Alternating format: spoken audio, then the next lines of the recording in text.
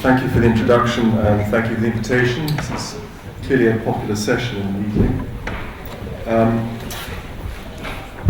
These are the topics I'm going to cover in the next 25 minutes or so. First of all, I'm going to introduce you to the concept of myelin regeneration in the central nervous system, commonly called remyelination. Secondly, tell you what you probably already know, that age is the most important determinant of this regenerative process. And finally, talk to you about some experiments we've done recently and published about how the effects of aging are reversible. So here's a very simple cartoon representation of the central nervous system, representing the key cellular elements that I want to talk about in the next 20 minutes or so. So here are three neurons with the axons heading off to the right, so they're connected with more neurons in the circuitry of the CNS.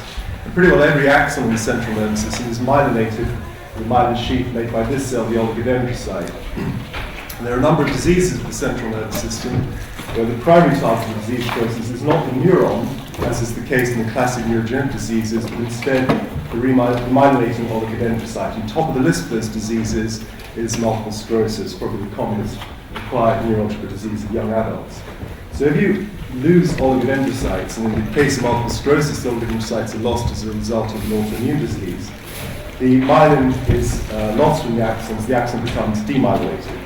Now, this is an unusual pathology in the central nervous system because, in contrast to the loss of neurons, where there's no inherent capacity to regenerate the lost cells, the loss of oligodendrocytes is followed by a spontaneous and highly efficient regenerative process in which you generate new oligodendrocytes which make new myelin sheaths. So the original architecture of the tissue is restored. So this is a true regenerative process. Now, multiple sclerosis early on in the disease, and this is a disease commonly diagnosed in individuals in their 20s, this process occurs very efficiently. But as you progress through the disease, and MS is a disease of adulthood, the life expectancy of an MS patient is only reduced by a number of 3 or 4 years, this regenerative process becomes progressively less efficient, and in fact, to all intents and purposes, fails, leaving the axon stripped of its myelin sheath. And it transpires that because the axon is in some way dependent on the myelin sheath for its sustained integrity, the absence of the myelin sheath eventually results in the degeneration of the axon, and that is a degenerative process from which there is no spontaneous regeneration. So here's an interesting question for regenerative biology: how does this process work? And here is also an important translational challenge: how can we make sure that when this occurs, you go down the regenerative pathway rather than down the degenerative pathway. So what I'm going to do next is just tell you a little bit about how the new oligodendrocytes are generated in the central nervous system. So here's a slightly more complicated diagram of the CNS with axons running left to right, myelinated by oligodendrocytes, and a number of other important cell types present within the tissue. These are astrocytes, these are microglial cells, and these are the critical cells for what I want to talk about from now on in. These are a population of widely distributed multipotent progenitor cells called, for historical reasons, OPCs, or oligodendrocyte progenitor cells, which is something of a misnomer because it implies a lineage restriction, which is not true of these cells. So I'll probably just call them progenitor cells from now on in. They're multipotent progenitor cells, very widely distributed throughout the whole of the neuraxis and the adult mammalian central nervous system, including white and grey matter. So if we pop into this area of white matter, a demyelinating lesion where we kill the oligodendrocytes, the axons become demyelinated, you generate an awful lot of myelin debris, which we'll come back to in a moment. And this process activates the astrocytes and the microglial cells, produce a plethora of signaling molecules which switch the progenitor cells from a quiescent phenotype to an activated phenotype, in which state they're able to then respond to chemoattractants and mitogens generated by the innate immune response to demyelination. And so you have this recruitment phase of remyelination where the progenitor cells migrate and divide and fill up the area of demyelination. And we showed in a Frank mapping study a few years ago that these are the cells that then engage the demyelinated axons and differentiate into the remyelinated oligodendrocytes, thereby restoring the architecture, integrity, and function of the tissue. So this is how remyelination works when it works efficiently. That's the case in young adults. So the question is, why should this regenerative process decline as you progress through disease? And it won't come as a surprise to this audience, but remarkably it comes as a surprise to members of the MS community, that the single most important determinant of the efficiency of this regenerative process, as in all other regenerative processes, is the phenomenon of aging. And this is illustrated, this is the slide that I used to illustrate the generic effects of aging on the regenerative process. This is a slide showing the effects of aging on wound healing published in the 70s. And the rate of wound healing is halved between the ages of 20 and 40. And that similar progressive decline of the efficiency of regeneration occurs in the context of myelin sheath regeneration. So the question then is, what is affected during the remyelination process by aging?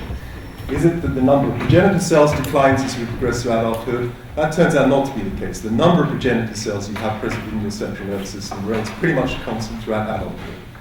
So there are two possibilities. Either the recruitment of progenitor cells is impaired, or secondly, or the differentiation of recruited cells into oligodendrocytes is impaired. So is it a failure of recruitment or is it a failure of differentiation? So if it were a failure of recruitment, you would argue that if you took an old animal and increased the number of progenitor cells that are responding to demyelination, then if that were the rate-limiting step in aging, then you should increase the efficiency of remyelination. So that was a study we published a number of years ago. These are aged mice. These are mice of about 12 months of age. I suppose middle-aged mice, really. And this is the spinal cord, and into the dorsal Y matter of the spinal cord, we've made a focal area of demyelination by injecting a toxin which kills oligodendrocytes. So here's the normal white matter stained black with myelin stain. Here's the demyelination induced in the wild-type aged animals. And you see a response to the progenitor cells. So these blue dots are the progenitor cells that I mentioned to you earlier. So there's a recruitment of progenitor cells. But if we take a transgenic mouse where we've overexpressed a mitogen from progenitor cells, we can increase the response to progenitor cells many-fold. And so if the provision of progenitor cells was rate-determining in aging, you would predict that these animals would remyelinate more efficiently. But it turned out that that wasn't the case. So this is just a ranking analysis to show the number of, to show a ranking of the efficiency of remyelination between wild type and the animals in which we provided more progenitor cells, and there was no significant difference. So that led us to the conclusion, this and a number of other observations, that the rate-limiting step in aging is not the provision of progenitor cells, but instead the process by which the recruited cells differentiate into remyelinating oligodendrocytes. So in the context of aging, this puts this final part of the regenerative process, the differentiation of progenitor cells, center stage. And that's perhaps not surprising. Recruitment, proliferation, migration of cells is a pretty generic bit of cell biology, whereas the differentiation of multipotent progenitor cell population to highly specialized cell type is a very bespoke bit of biology, and therefore perhaps most vulnerable to aging. So what is happening as you get older, which is preventing these progenitor cells becoming oligodendrocytes? There are two possibilities. Either the extrinsic signaling environment changes, and we have some evidence that is the case, so simply by changing the age of the animal, the growth factor and chemokine response to cytokine response to demyelination changes. And the second possibility is that there are some intrinsic changes taking place with these progenitor cells, rendering them less efficient at becoming oligodendrocytes. We published a paper a few years ago in collaboration with Tritsi Kasaki's lab, showing that is indeed the case. I don't want to go into the details of the study, suffice to say that what we showed is in the aging progenitor population, their ability to switch off differentiation inhibitory transcription factors declines as a function of aging. So these cells acquire an inherent deficiency in their ability to differentiate into oligodendrocytes, simply as a function of aging. There's many more aspects of the biology of that to be explored. Now this phenomenon has a very profound bearing on the way one thinks about devising regenerative strategies for myelin in diseases. So broadly speaking, in regenerative medicine, there are two approaches. You can either transplant cells, an exogenous approach, or you can stimulate an endogenous healing approach. So you can either have cell transplantation cell therapies, or you can in some way engage in the endogenous healing process to make it work more efficiently. So cell therapy, the exogenous approach, and some sort of pharmacological intervention to stimulate the inherent healing process would be the endogenous approach. So which of these two approaches should we be investing our time and money and effort in? Now, the effects of aging on the ability of the progenitor cells to differentiate has a critical bearing on which way this pendulum swings. So if the age effects on differentiation of progenitor cells can't be rejuvenated, then the pendulum swings towards cell therapies. The only way you get inefficient remyelination in an aged individual to work would be to replace old cells with young cells, which is a cell therapy approach. If on the other hand it can be regenerated, then the pendulum swings towards a completely different approach to regenerative medicines, which would be to promote the endogenous approach. So learning something about the mechanisms by which differentiation occurs. Now, this is a study that we know to many of you from Tom Renner's lab, published a number of years ago, where the exact same question was faced in the context of skeletal muscle regeneration. Adult skeletal muscle stem cells becoming less efficient, becoming skeletal muscle as a function of aging. So what this lab did was to resurrect the technique of parabiosis, which will be familiar to many of you, where you join two animals together and they share a common circulation. So you take two young animals, damage the skeletal muscle of one of them, regenerates very efficiently. Take two old animals, damage the skeletal muscle of one of them, regenerates very poorly. Take an old animal and hook it up to a young animal. The old animal now regenerates as if it was a young animal. Now, one of the co-authors of this study was Amy Wages from the Harvard Stem Cell Institute, who I met a number of years ago when she came to visit the Cambridge Stem Cell Institute to see what we're up to. I think on the grounds that you keep your friends close and your enemies closer still. So what we did next was to do precisely the same experiment that you see here, but now in the context of myelin sheath regeneration. So this is the experimental approach. Instead of damaging skeletal muscle, what we're going to do is to damage the CNS myelin, kill the oligodendrocytes. So that's the experiment. Can the heterochronic parabiosis rejuvenate the failing remyelination in the aged adult mouse? What I'm going to do next is show you the punchline, show you the last data slide of the entire study.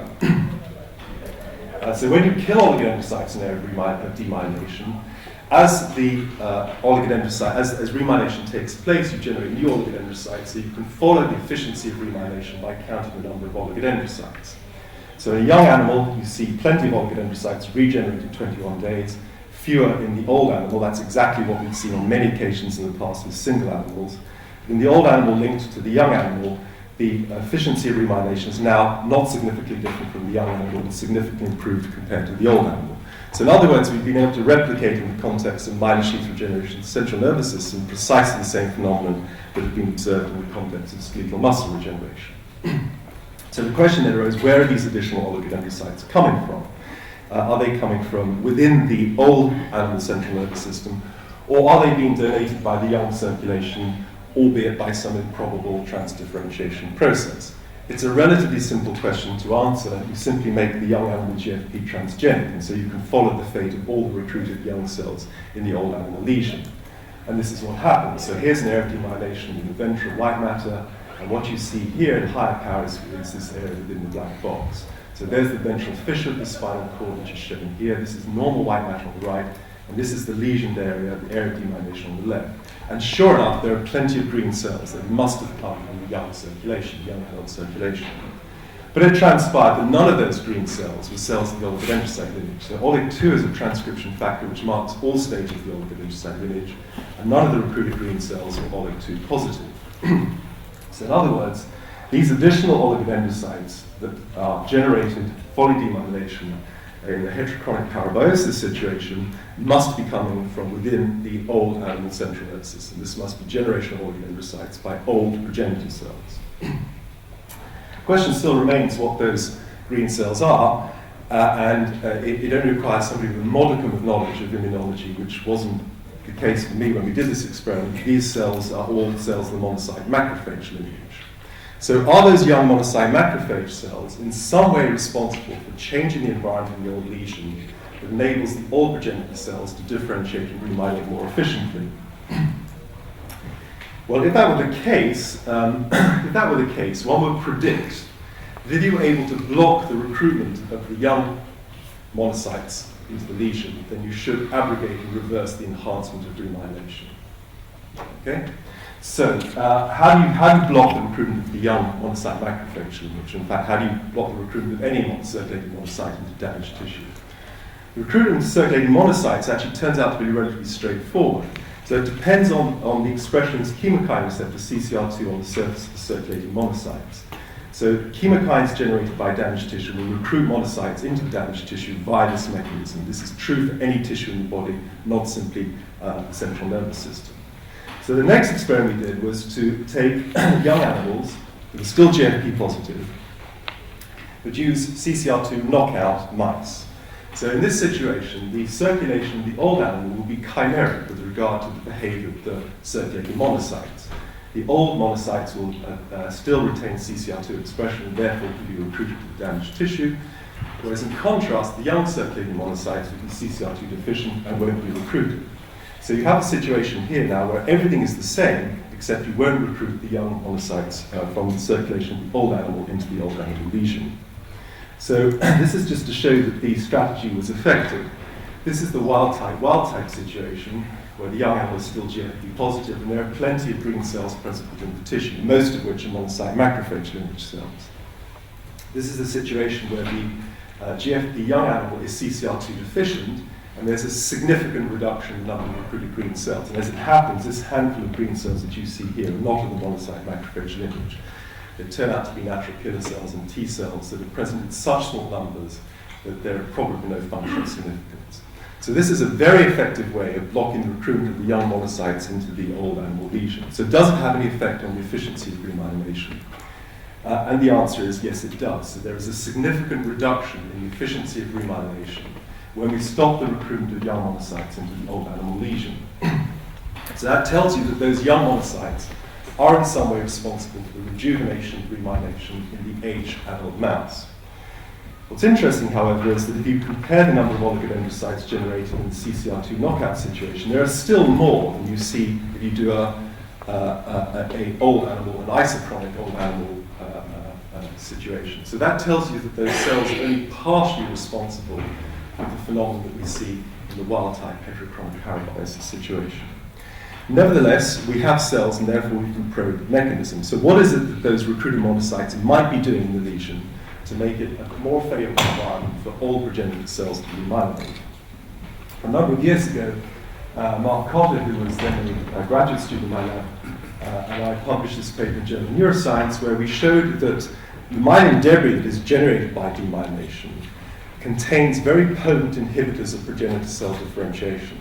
So the macrophage, monocyte, microglial, phagocytic removal of the myelin debris is critical to creating an environment which allows the progenitor cells to differentiate. Now, myelin debris is inhibitory, you have to remove it by phagocytes.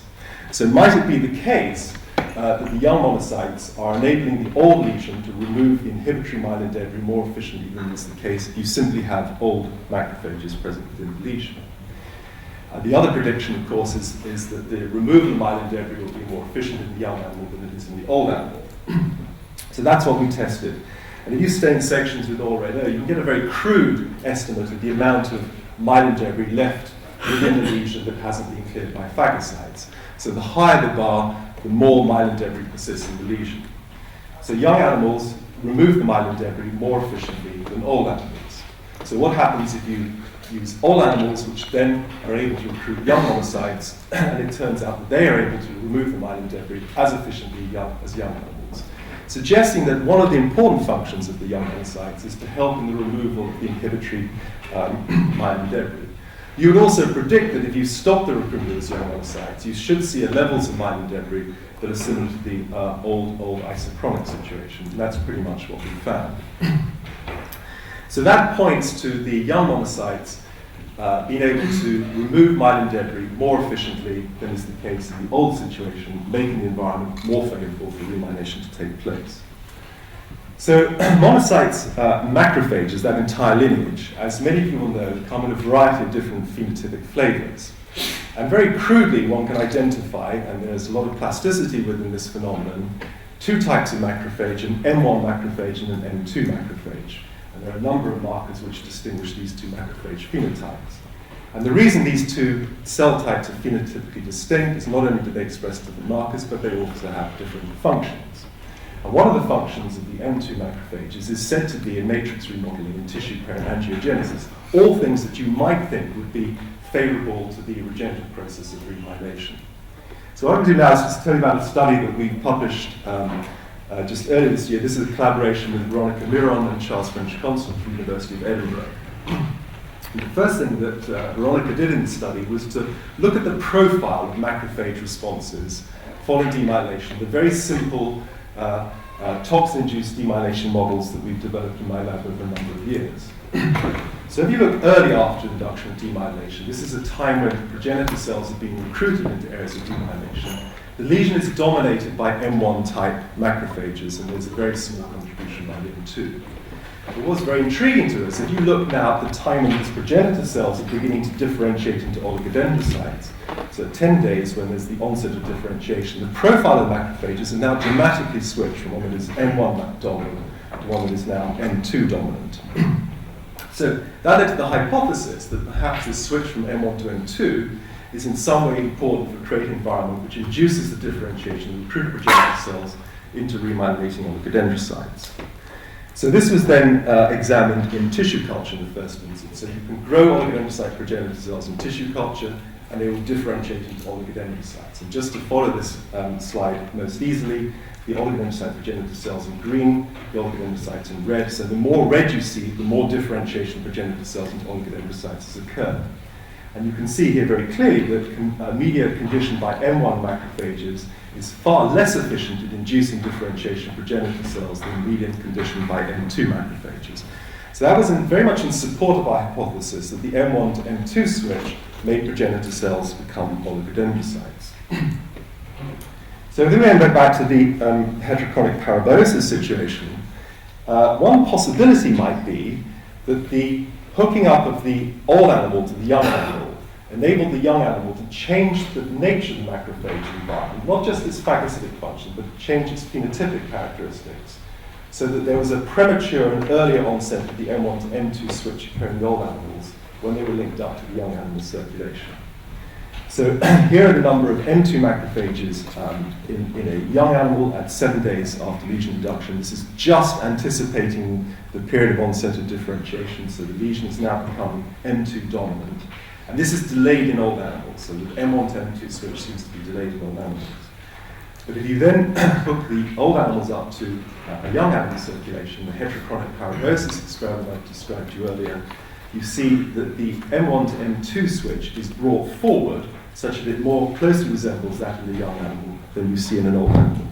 So here is another aspect of the rejuvenation of the failing remyelination aged animal, attributable to the innate immune system, which has to do not simply with the removal of myelin debris, but also the phenotypic switch from an M1 to an M2 macrophage status. That was an interesting experiment from the perspective of probing the mechanisms and the relationship between aging, remyelination, and the innate immune system. But actually, the really important proof of principle concept that emerged from the parabiosis experiment was that it enabled us to answer this question. And it turns out that you can actually rejuvenate failed remyelination in an aged animal. And therefore, investing time and effort in pursuing regenerative therapy means that the pendulum swings towards a pharmacological approach rather than a cell therapy approach. And that, I think, is the way that stem cell regenerative medicine is going to go in the next few years in any case. So what do we know about the pathways involved in differentiation of progenitors into oligodendrocytes, which will give us some entree into developing drugs by which we can manipulate that process? Well, in the last few years, we've identified a number of key regulatory pathways involved in the differentiation of progenitors, all of which are amenable to drug development strategies. In fact, we're just on the brink of doing a regenerative medicine trial using a licensed agonist for this nuclear receptor, RXR-GABA, which is a critical positive regulator of differentiation.